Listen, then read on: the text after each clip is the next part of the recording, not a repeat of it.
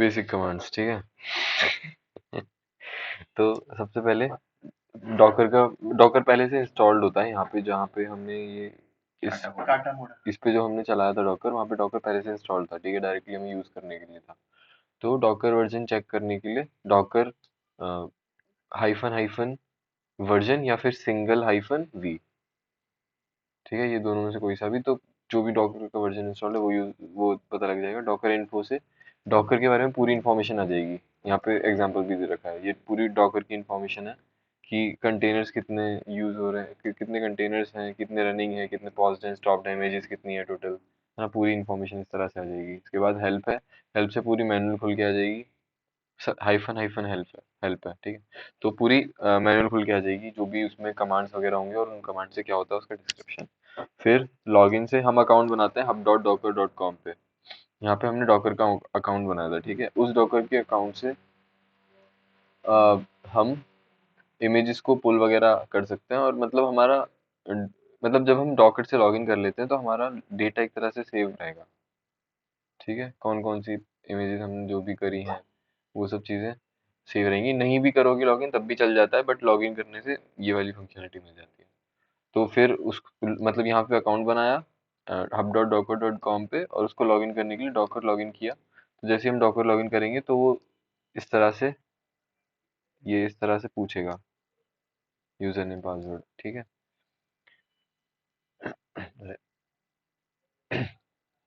फिर इसके बाद डॉकर इमेजेस हमने चेक करने के लिए कि कौन कौन सी अभी इमेजेस हमारे डॉकर में प्रेजेंट है, उसके लिए डॉकर इमेजेस कमांड थी, Docker images -a hyphen A all, ये इसका मतलब होता है ऑल, ठीक है।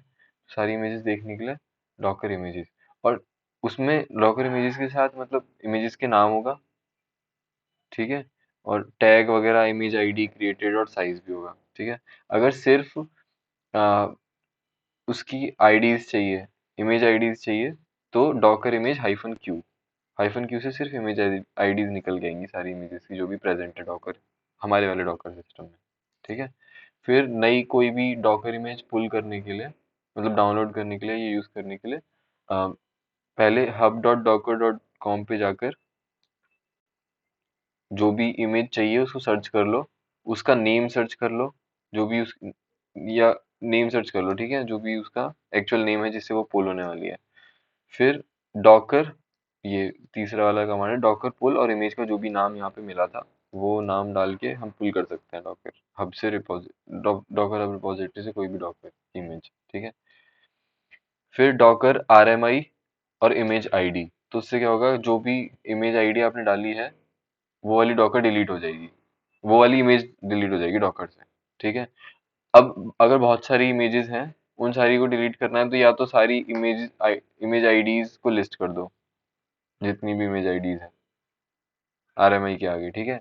या फिर अ, ये वाला कमांड यूज कर सकते हैं, फिफ्थ वाला, डॉकर आरएमआई हाइफन एफ, और फिर उसके बाद ये जो है डॉकर इमेजेस हाइफन ए हाइफन क्यू, इससे हमें क्या मिल रहा था, डॉकर इमेज हाइफन ए हाइफन क्यू से मेरे को क्या मिल रहा था, सारी इमेजेस की इमेज आईडी तो मिल रही थी जितनी भी प्रेजेंट है।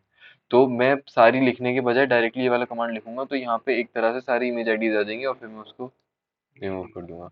और ये हाइफन एफ का मतलब है फोर्स, सारी एक साथ डिलीट करने के लिए फोर्स। हाँ, डॉलर मतलब वेरिएबल डिफाइन कर रहे हैं ना हम आगे, मतलब एक और हमने आगे एक और वो करी है ना, कमांड लिखी है ना, तो उस कमांड के लिए यहाँ पे डॉलर यूज, मतलब उसका जो भी आउटपुट आएगा वो यहाँ पे। हाँ, मतलब नहीं भी करूंगा, अगर मैं ये भी नहीं भी करूंगा तब भी सही चल जाएगा, ठीक है। मतलब वो डिफॉल्ट इम्प्लीमेंटेशन में सारी ही देता है, ठीक है। हाँ, मतलब डॉकर आरएमआई और फिर इमेज डालते जाओ, कॉमा डाल के, दोनों से चल जाना चाहिए, देख लेंगे करके, ठीक है।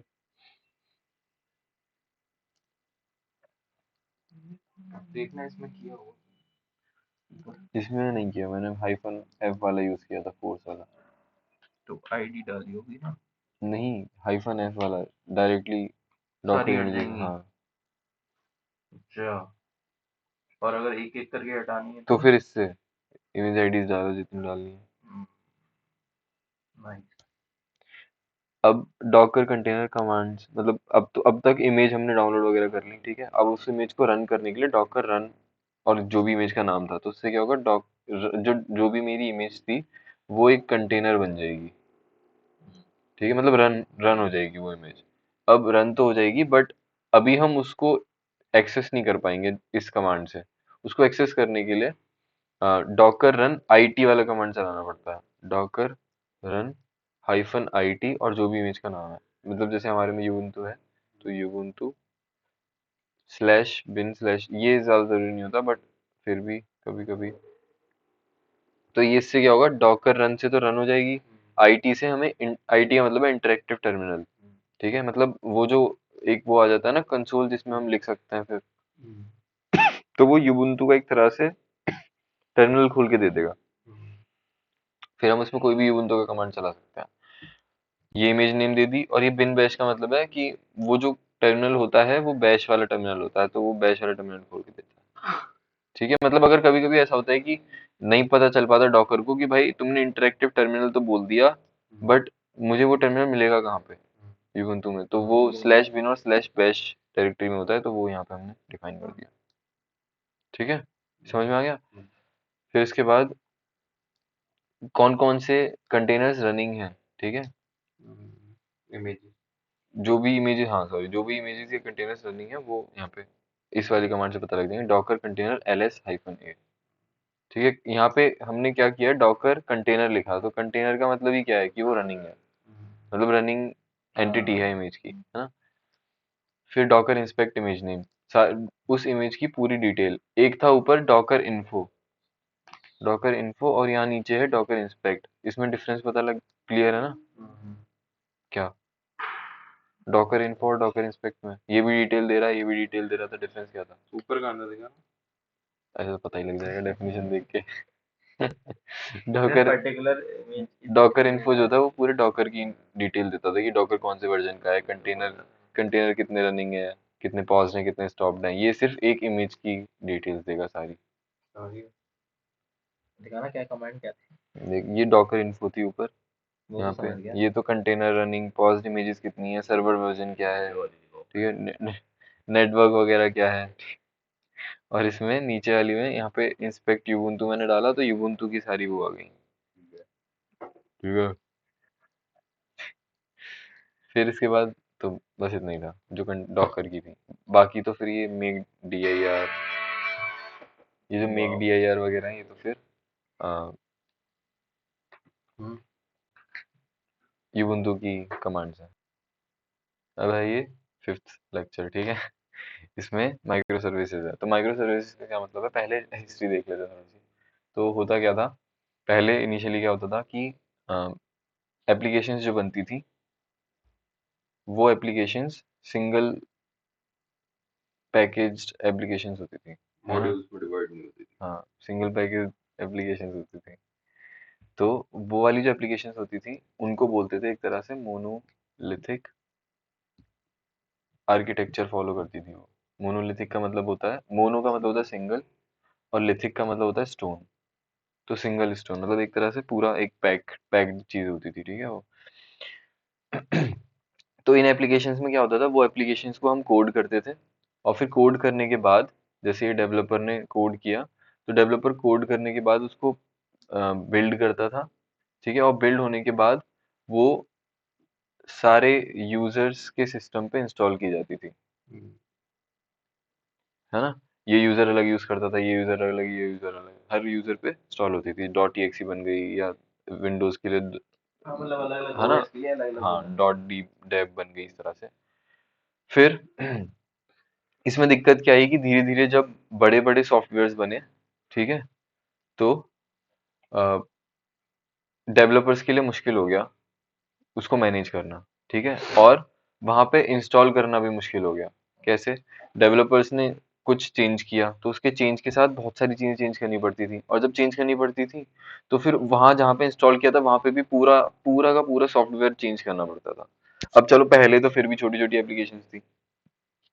अब अगर अमेजोन की बात आ जाए, अमेजोन में भाई कितने सारे मॉड्यूल्स हैं, वो अगर एक सिंगल मोनोलिथिक एप्लीकेशन होती और उसको थोड़ा सा भी चेंज करना पड़ता तो बहुत सारी जगहों पे चेंज करना पड़ जाता, है ना, जरा सा चेंज किया और लाखों जगह चेंज कर जाना पड़ जाता था। तो इसीलिए मोनोलिथिक यहाँ पे फेल होने लगा धीरे धीरे। ठीक है कि भाई पता ही नहीं लगता था किस में कहाँ चेंज करना है, और वो नहीं था, मतलब कोलैबोरेशन भी नहीं हो पाता था कि मैंने कोड लिखा अब दूसरा बंदे को पता ही नहीं चल रहा भाई कहाँ पे करूँ मैं, है ना।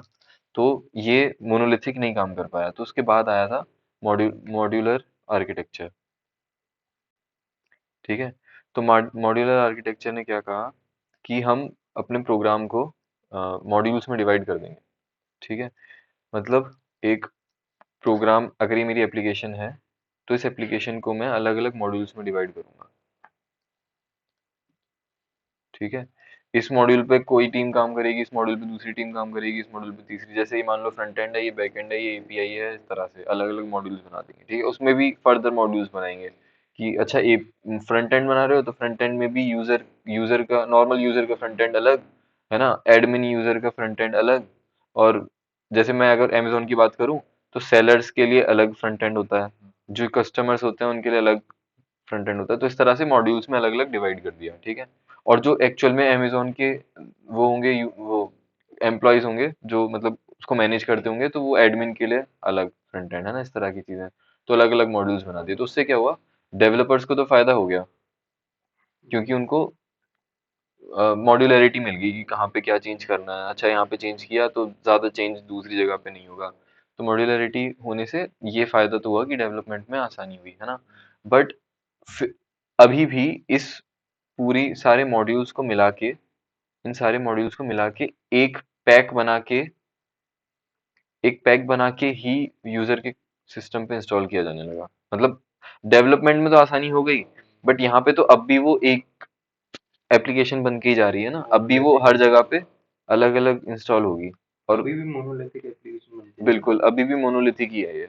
मतलब भले ही डेवलपमेंट साइड पे इसको हमने मॉड्यूलर बना दिया, बट यहाँ पे तो वो उसी तरह से बिहेव करेगी, है ना। मतलब हम इस सारे मॉड्यूल्स को मिला के एक कंप्लीट एप्लीकेशन बनाएंगे, वो कंप्लीट एप्लीकेशन यहाँ पे इंस्टॉल की जाएगी। एक एप्लीकेशन रन होगी तो सारी चीजें एक साथ रन होगी, जैसे वो हाँ ठीक है। ठीक ठीक। ठीक है। अब फिर ये इसके बाद मतलब इसमें भी यही दिक्कत थी कि भाई सबको एप्लीकेशंस दो, वो अपने अपने कंप्यूटर पे इंस्टॉल करें, फिर अगर एप्लीकेशन में थोड़ा सा अपग्रेड हुआ तो फिर वापस से दो और सारे लोग फिर से अपनों उसको इंस्टॉल करें। अब कोई बंदा इंस्टॉल करना भूल गया नई एप्लीकेशन को तो उसको पुरानी चीजें मिलती रहेंगी, उसको नया डेटा या नई चीजें नहीं दिखेंगी, है ना। तो फिर आया कॉन्सेप्ट वेब एप्लीकेशंस का। ठीक है। वेब एप्लीकेशंस का अभी नहीं आई, वेब एप्लीकेशन का कंसेप्ट आया। ठीक है। वेब एप्लीकेशन के कंसेप्ट ने क्या बोला भाई, हम HTML या फिर कोई ऐसी वेब प्रोग्रामिंग यूज करेंगे और हम एक मतलब हम वैसी ही एप्लीकेशन बनाएंगे उसको मॉड्यूल्स में तोड़ेंगे। वही डेवलपमेंट में तो वही हम मॉड्यूलर अप्रोच फॉलो करेंगे, कोई ऐसी प्रोग्रामिंग लैंग्वेज यूज करेंगे HTML टाइप की। ठीक है। और फिर हम उसको अपलोड करेंगे, मतलब उसको हम अब की बार हम जो इंस्टॉल करेंगे वो हर किसी यूजर के सिस्टम पे नहीं, एक सर्वर पर इंस्टॉल करेंगे। ठीक है। और फिर जो भी यूजर्स हैं वो सारे यूजर्स इस सर्वर से रिक्वेस्ट करके उस डेटा को यूज करेंगे या उस वेबसाइट को या उस एप्लीकेशन को यूज करेंगे। ठीक है। मतलब अब यहाँ पे क्या हुआ कि यूजर्स को इंस्टॉल करने की नीड नहीं रही कि हर यूजर वही इंस्टॉल कर रहा है। अब यहाँ पे क्या हुआ, जैसे कोई भी अपग्रेड आया तो इस अपग्रेड को आप सर्वर पे डाल दो, अब अपग्रेड हो जाएगा, जैसे यूजर फेच करेंगे उसको अपग्रेडेड ही दिखेगा। समझ आ गया, समझ आ गया। ठीक है। अब ये थी वेब एप्लीकेशंस में। ठीक है। अब धीरे धीरे वेब एप्लीकेशंस भी ये भी बड़ी होती गई चीजें। ठीक है। मतलब अब एप्लीकेशंस और बड़ी हुई। अब जैसी जैसे एप्लीकेशंस और बड़ी हुई तो वेब एप्लीकेशंस भी यार फेल होने लगी धीरे धीरे। भाई इनको भी मैनेज, ये भी मैनेज करने में बहुत मुश्किल हो रही थी, मैनेज आसानी से नहीं होती थी। ठीक है। तो फिर इनके लिए लास्ट में ऑप्शन निकला माइक्रो सर्विसेज। ठीक है। फिर माइक्रो सर्विसेज ने क्या करा कि अब हम जो ये एप्लीकेशंस मॉड्यूल्स में डिवाइड कर रहे हैं वो हम डिवाइड तो करेंगे। ठीक है। बट मतलब हम उसको बनाएंगे इस तरह से, मॉड्यूल्स में बनाएंगे एप्लीकेशन को। बट इस बार हम उसको मतलब इस बार हम उसको पूरा पैक नहीं करेंगे एक चीज में। ठीक है। हम क्या करेंगे, हम इन मॉड्यूल्स को इंडिपेंडेंट बनाएंगे, इन मॉड्यूल्स को हम इंडिपेंडेंट बनाएंगे, मतलब ये कहीं पे भी कैसे भी इंडिपेंडेंटली रन हो सकती हैं। मॉड्यूल के अंदर सर्विसेज होती है ना, हाँ मतलब मॉड्यूल मतलब जो होता है बताता हूँ कि ये जो मॉड्यूल्स हैं ये अलग अलग काम करेंगे, ठीक है, मतलब इंडिपेंडेंटली आराम से स्टैंड अलोन काम कर सकते हैं। अगर ये वाला मॉड्यूल नहीं रहेगा तो ये वाला भी काम करेगा, मतलब भले ही वो फंक्शनलिटी नहीं देगा जैसे वो साथ में देगा, बट काम तो करेगा, दिक्कत नहीं आएगी कोई। इस तरह से हम मॉड्यूल्स इंडिपेंडेंटली बनाते हैं, ठीक है। फिर इन मॉड्यूल्स को हम एक दूसरे से इंडिपेंडेंट ही बिल्ड करते हैं।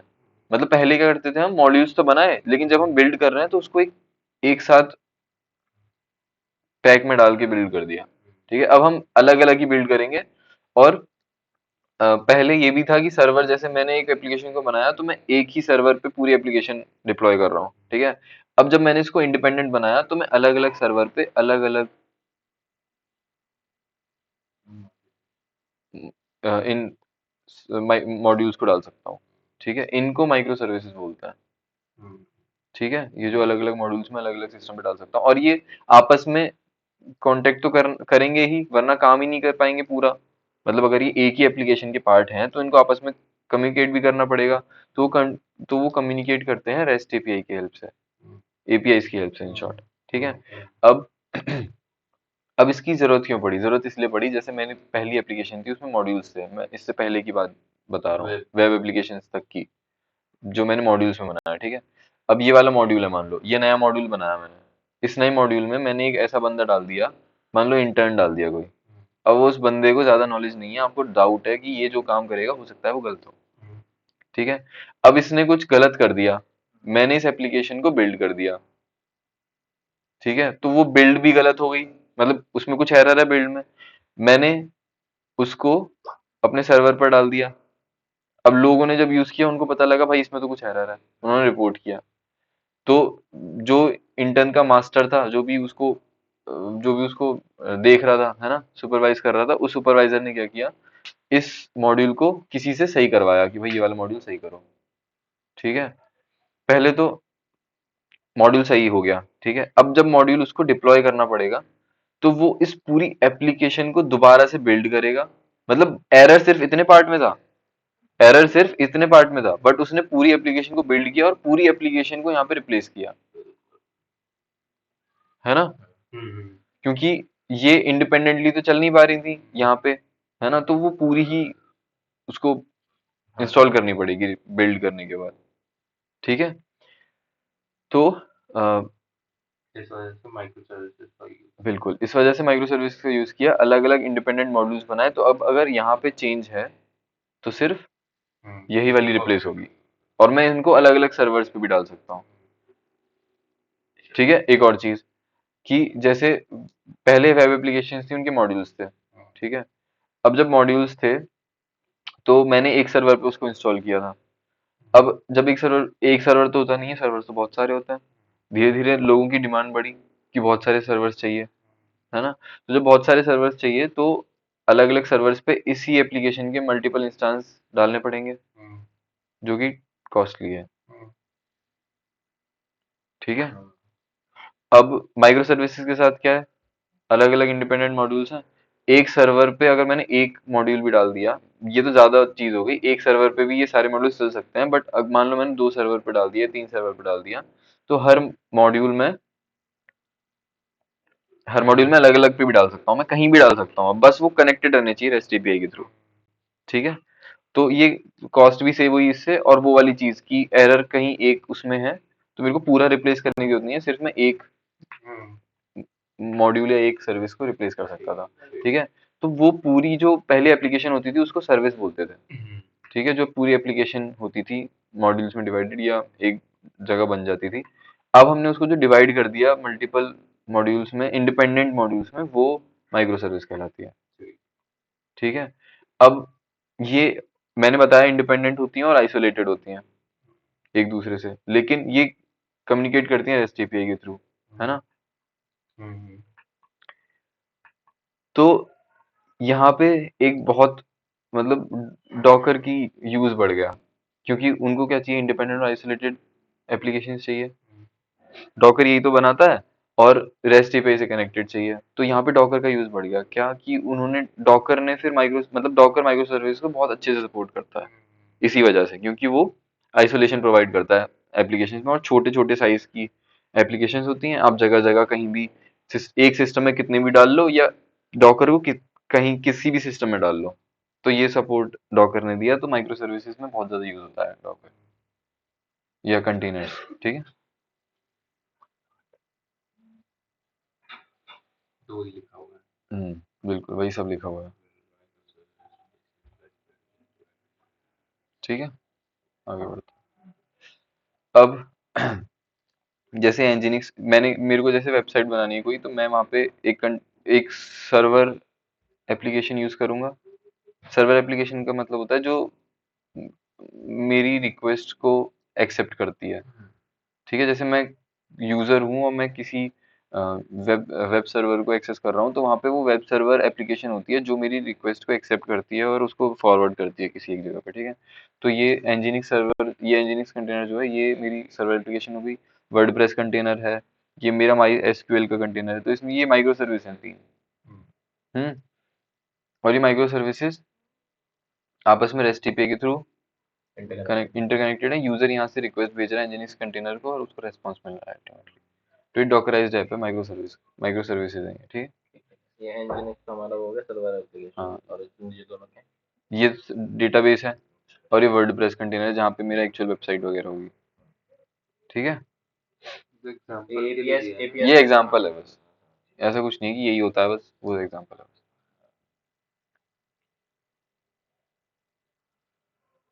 एक कंटेनर में एक माइक्रो सर्विस होती है। ठीक है, मतलब अगर मैंने एक माइक्रो सर्विस बनाई है तो उसको मैं एक कंटेनर में डालूंगा। ठीक है। ठीक। अब ये माइक्रो सर्विस यहाँ पे खत्म। इतना ही था माइक्रो सर्विस में। ठीक है, डिटेल में पढ़ना है तो मैं एक वीडियो का लिंक भेज दूंगा। ठीक है, थोड़ा सा उसमें और अच्छे से एक्सप्लेनेशन है, वो देख लेना। अब यहाँ पे डॉकर 3 टायर्स में अवेलेबिलिटी है उसकी। तो सबसे पहले कम्युनिटी वर्जन जो फ्री वर्जन है। ठीक है, जो हम नॉर्मली यूज करते हैं। उसके बाद इंजन एंटरप्राइज वर्जन है। इसमें थोड़े बिजनेस रिलेटेड एसएलएज आ जाते हैं। मतलब यहाँ पे फ्री वाले में ये गारंटी नहीं है कि वो भाई हमेशा अप टाइम रहेगी। ठीक है, जैसे हम एसएलएस की बात करते हैं क्लाउड कंप्यूटिंग में, तो डॉकर इंजन एंटरप्राइज जो है वो एसएलएस को इंट्रोड्यूस करता है कि मतलब कुछ देता होगा एसएलएस कुछ टाइम के लिए कि 99.9% अवेबिलिटी है, इस तरह की कुछ चीजें आ जाती हैं और सपोर्ट वगैरह आ जाता है और थोड़े एक्स्ट्रा फीचर्स आ जाते हैं। ठीक है, फिर उसके बाद डॉकर एंटरप्राइज है। ये बड़ी ऑर्गेनाइजेशंस के लिए है और इसमें और ज्यादा प्रीमियम सपोर्ट मिलता है। ठीक है, इससे भी ज्यादा इंजन एंटरप्राइज से भी ज्यादा प्रीमियम सपोर्ट मिलता है और ज्यादा हाई टाइम है।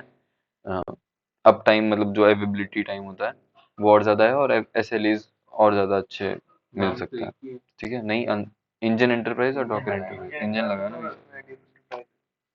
ठीक है।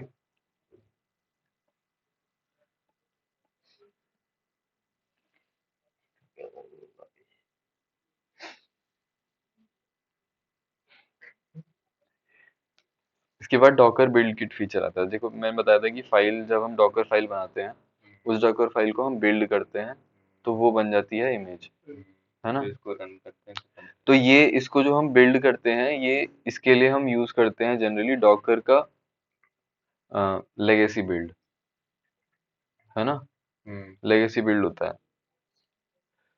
तो मतलब लेगेसी बिल्ड हम इसीलिए बोल रहे हैं क्योंकि वो पुराना वाला बिल्ड सिस्टम है ना। तो इसीलिए हम लेगेसी बिल्ड बोल रहे हैं उसको। तो हम वो वाला यूज करते हैं। तो उसमें क्या होता है कि जो आपने डॉकर फाइल बनाई उसमें आपने इंस्ट्रक्शंस लिखे हैं, वो इंस्ट्रक्शन सीरियली एग्जीक्यूट होते हैं। ठीक है, और अ, आपकी फाइल बिल्ड होके इमेज बन जाती है। ठीक है, तो उसके बाद डॉकर ने क्या किया, एक नया फीचर निकाला, बिल्ड किट। ठीक है, बिल्ड किट में क्या है, वो यूज तो वही बिल्ड वाले फीचर्स ही करती है, मतलब बिल्ड वाला इंटरफेस ही यूज करती है। बट उसमें बस कुछ एडवांस्ड फीचर्स हैं जो बिल्ड किट के साथ इनेबल्ड होते हैं। जैसे मैंने बताया कि डॉकर फाइल सीरियली बिल्ड होती है नॉर्मल लेगेसी बिल्ड से। ठीक है। हाँ, अब डॉकर बिल्ड किट ने क्या किया कि उसने पैरेलली एग्जीक्यूशन स्टार्ट कर दिया कि जैसे यहाँ पे कोई चीज यूज हुई है तो यहाँ पे तो वो धीरे धीरे चलता ही रहेगा, बट ये जो यहाँ पे यूज हुआ है उस फाइल में भी जाके इस तरह की चीजें। ठीक है, पैरेलली एग्जीक्यूशन शुरू कर दिया। ठीक है, और अ, उससे फिर बेटर परफॉर्मेंस मिली और फास्टर बिल्ड टाइम हो गया। ठीक है, वही सब कहानी लिखी हुई है इसमें, सेम, ज्यादा कुछ नहीं है। और इसमें कैशे भी यूज होने लगी कि जैसे एक मैंने डॉकर फाइल करी है डॉकर फाइल जो मैं बिल्ड कर रहा हूँ उसका कैशे स्टोर हो जाएगा, और अगली बार जब मैं बिल्ड करने की कोशिश करूंगा तो जो डेटा सेम है वो कैशे से उड़ जाएगा। इस तरह की चीजें भी होने लगी, ठीक है। और जैसे मैं डॉकर हब से कोई इमेज पुल करता हूँ, है ना। डॉकर हब से मैंने कोई इमेज पुल करी, अब मैं उस इमेज को बिल्ड कर रहा हूँ। अब ऐसा हो सकता है कि अब वो जो इमेज है वो पब्लिकली अवेलेबल अगर इमेज है तो वो कई लोगों ने अपने पुल करके बिल्ड करी होगी, है ना। तो क्यों मैं उस इमेज को दोबारा से बिल्ड करूं। तो कभी कभी क्या होता है कि कैशे बन जाता है सर्वर में, डॉकर हब का जो सर्वर होगा वहीं पे कैशे बन जाएगा। तो जब मैं इमेज पुल करूंगा और बिल्ड करूंगा तो वो उस सर्वर से ही उसकी बिल्ड वाली फाइल है वो बिल्ड वाली फाइल डायरेक्टली फेच हो जाएगी। तो यहाँ पे मेरे सिस्टम पे बिल्ड करने की जरूरत नहीं पड़ेगी। तो ये बिल्ड किट के फीचर्स हैं, ठीक है। तो इसमें और फीचर्स हैं, ऑटोमेटिक गार्बेज कलेक्शन, मतलब जैसी ये एक बिल्ड हो गई, एक फाइल बिल्ड हो गई, बिल्ड होने के बाद जो टेम्परेरी चीजें यूज हुई होती हैं उसके साथ, जो बिल्ड होते समय टेम्परेरी चीजें यूज हुई होंगी या बनी होंगी जिनको मेमोरी मिली होगी, वो डिलीट हो जाएंगी। मतलब गार्बेज कलेक्शन तो पता ही है जावा में जैसे ऑब्जेक्ट के लिए होता है। Extendable format, front end format, मतलब फॉर्मेट्स वगैरह हम चेंज कर सकते हैं, ठीक है। डिपेंडेंसी, ये तो मैंने बता दिया, कॉन्करेंट डिपेंडेंसी रिजोल्यूशन कि इस फाइल में ये यूज हुआ है तो उसमें जाके वो पैरेलल एग्जीक्यूट करने लगेगा वो चीज, ठीक है। Efficient instruction caching, build cache import export, ये भी पता है। आगे बढ़ रहा हूँ।